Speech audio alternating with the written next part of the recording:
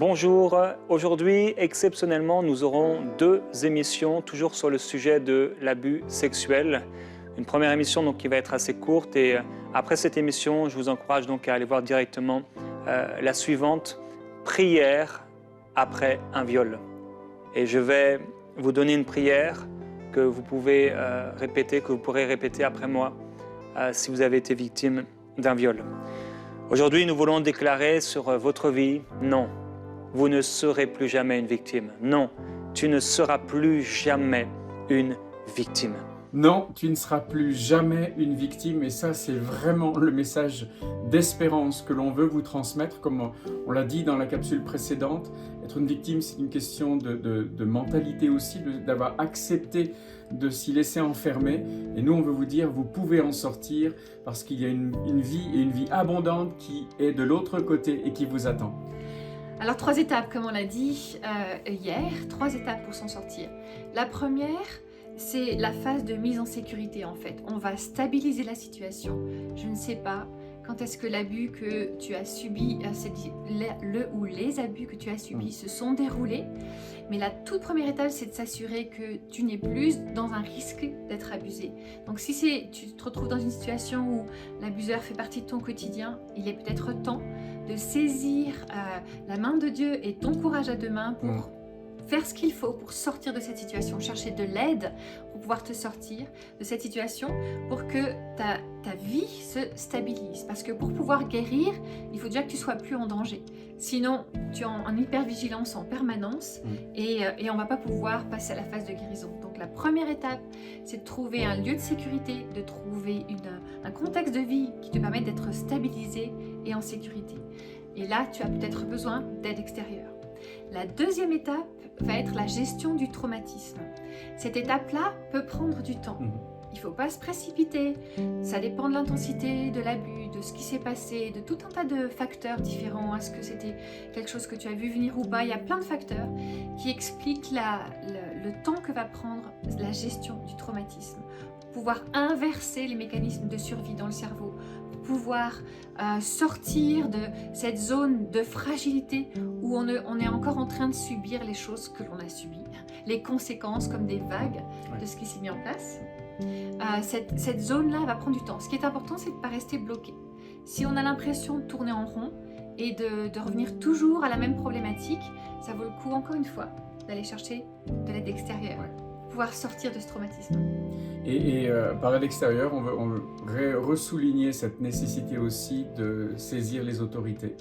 On comprend que ça peut être difficile, mais aucune situation ne justifie que l'on ne demande pas de l'aide et qu'on ne saisisse pas les autorités pour signaler l'abus. C'est votre droit. Personne n'a le droit de vous dire, aucun pasteur, aucun responsable ne peut vous dire non, non, non, non, on va garder ça secret. C'est vrai que ça peut être parfois difficile, que la famille peut des fois avoir des réactions d'incrédulité et que ça peut être difficile pour vous. Vous pouvez vous retrouver accusé d'avoir créé quelque chose dont vous avez été victime, mais ça fait vraiment partie du mécanisme de sortie de cette position de victime et de reprise en main de votre vie. Vous avez besoin de redevenir la personne qui est aux commandes de votre vie, avec l'aide du Seigneur évidemment, mais faire les démarches officielles, saisir des autorités, fait partie de la démarche de guérison et de sortie de cette position de victime. Et le pardon aussi, bien sûr, comme on en a parlé dans la capsule précédente. Donc, première étape, on sécurise, on stabilise. Deuxième étape, on gère le trauma avec toute cette phase-là. Et la troisième étape qui est cruciale et tellement importante, c'est l'étape de consolidation.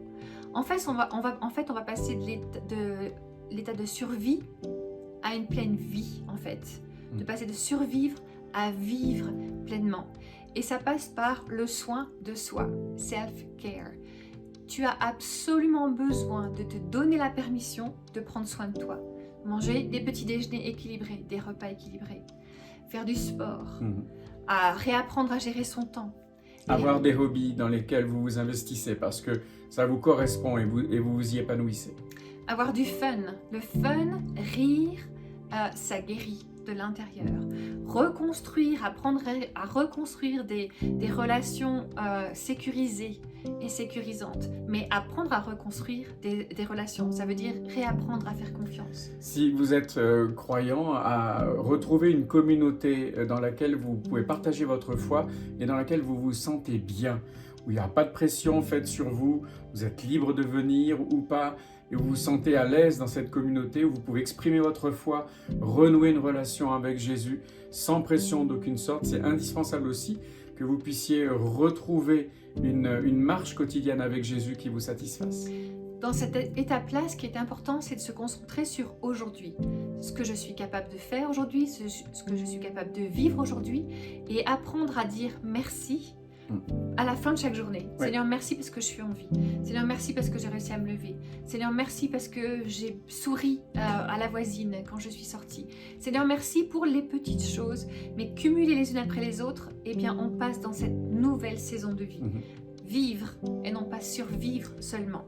Fixez-vous ce qu'on appelle des baby steps, c'est des petites étapes qui sont accessibles. Comme Rachel le disait, on peut rendre grâce, c'est-à-dire dire merci tout simplement. On peut se fixer des petits objectifs pour reprendre goût à la vie qui sont atteignables et qui vont vous apporter un sentiment de satisfaction. Ça, j'ai réussi à le faire. Ça, j'ai réussi à aller plus loin. Et jour après jour, semaine après semaine, à chaque fois, vous allez augmenter ces petites étapes et vous allez voir qu'en fait, la vie est à nouveau possible. Et pas une survie, mais une vie qui soit agréable et qui vaille la peine d'être vécue. Vous en valez la peine. Vous avez un prix incroyable aux yeux de Dieu. Votre vie est unique, votre vie est précieuse et elle vous attend pour être vécue. Et le Seigneur vous attend. Il a des projets qui sont des projets de paix, qui sont des projets d'espérance, qui sont des projets de croissance, de développement avec lui, d'une nouvelle personnalité en lui, parce que notre personnalité, elle est cachée en Jésus. Plus on s'approche de lui, plus on peut découvrir cette nouvelle saison pour notre vie.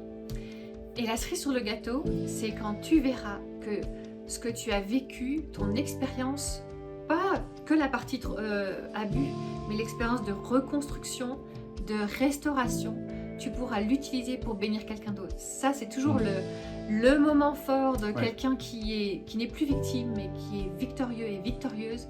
Quand quelqu'un vient nous dire « j'ai pu aider aujourd'hui » une personne. Pour la première fois, je peux dire merci Seigneur pour le chemin parcouru, pas pour ce qui s'est passé. Rien ne justifie ce qui s'est passé. Mais merci Seigneur pour le chemin parcouru et pour ce qu'il a fait de toi aujourd'hui.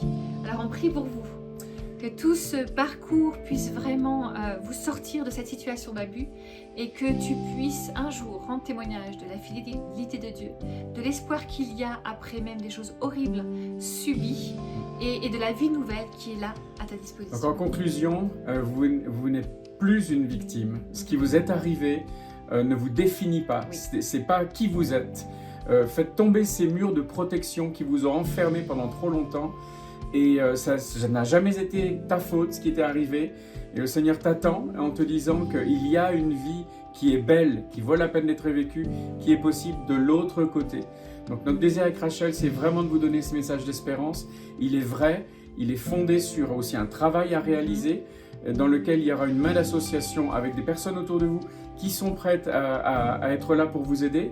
Puis une main par-dessus toutes les autres mains qui est celle du Seigneur, qui est prête à saisir la tienne pour t'emmener vers une vie qui vraiment te ressemblera et sera épanouissante pour toi et pour ceux avec qui tu vivras et que le Seigneur te permettra de rencontrer.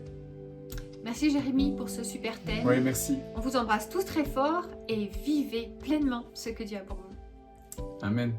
Je veux remercier Eric et Rachel pour leur partage tout au long de cette semaine. Vraiment que Dieu vous bénisse. Je sais qu'ils ont sur leur site internet aussi des outils pour des personnes qui auraient vécu des abus et qui pourraient vous aider. Donc sur le site d'Eric et Rachel Dufour. Je vais partager très rapidement avec vous l'histoire de Méphibosheth.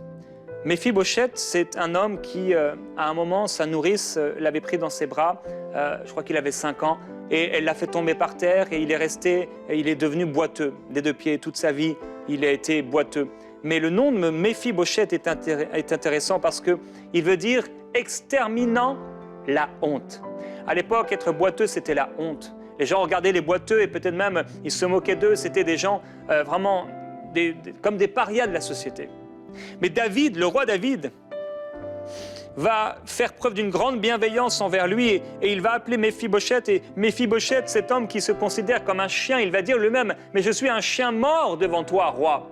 Il se retrouve devant le grand roi et le roi va lui faire dire « Je donne au fils de ton Seigneur, en parlant à Tsiba, un serviteur, tout ce qui appartenait à Saül et à toute sa famille. Il mangera en permanence à ma table, et toi, Tsiba, tu le serviras, toi et tes enfants. » Et il est écrit que Méphibosheth, dont le nom veut dire « exterminant la honte », habitait à Jérusalem, car il mangeait en permanence à la table du roi.